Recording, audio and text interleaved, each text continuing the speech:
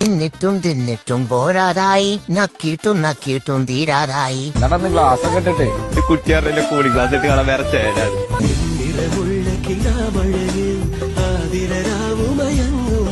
ചേട്ടാ കുറച്ച് ചോറിട്ടെ. വേണ്ട. ലേശം മോരൊഴിച്ച് കഴിക്കാനായിട്ട്. വേണ്ടെന്ന്. ഇച്ചിരി തൈര് ഒഴിച്ചെന്ന്. എടോ തന്നോടല്ലേ പറഞ്ഞു വേണ്ടെന്ന്.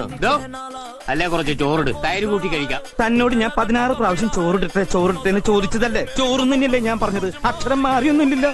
എനിക്ക് എപ്പോഴും ഇങ്ങനെ കുമ്പിടാൻ പറ്റില്ല. പഴയ ജിംനാസിയാ. ഇവനെ അറിയാവോ? ഇവൻ ഭയങ്കര ക്യാമറമാനാ. ഫേമസ് ആണോ? ഫേമസ് ആണോന്നോ ഒന്നും പറയണ്ടല്ലേക്ക. മട്ടാഞ്ചേരിയിലെ എല്ലാ വീടിനും കക്കൂസിന്റെയും കുളിമുറിയുടെയും ഷെയ്ഡെ തൂങ്ങിക്കിടന്നല്ലേ ഇവൻ ഓരോ ഷോട്ടുകൾ കൊടുക്കുന്നേ. ഞാൻ സാരിയൊക്കെ കൊടുത്തിറങ്ങിട്ട് എങ്ങനെയുണ്ടടി? നന്നായിട്ടുണ്ട്. കരി ഇത്തിരി കൂടുതലല്ലേ? കരി നിന്റെ മൊത്തം പൊടി. അയ്യോ എന്റെ മുഖത്ത് കരിയേ ഇല്ല. ലേശമുണ്ട്. ഹലോ, ആ കരി ഞാനാ, ശിവേട്ടനാ. ശിവേട്ടാ, അവിടെ ചന്ദ്രനുണ്ടോ?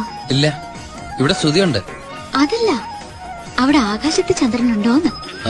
എന്താലേ അവന്റെ ആ ശുഷ്കാന്തി കണ്ടമല്ലയാ. ഇവനേതാ?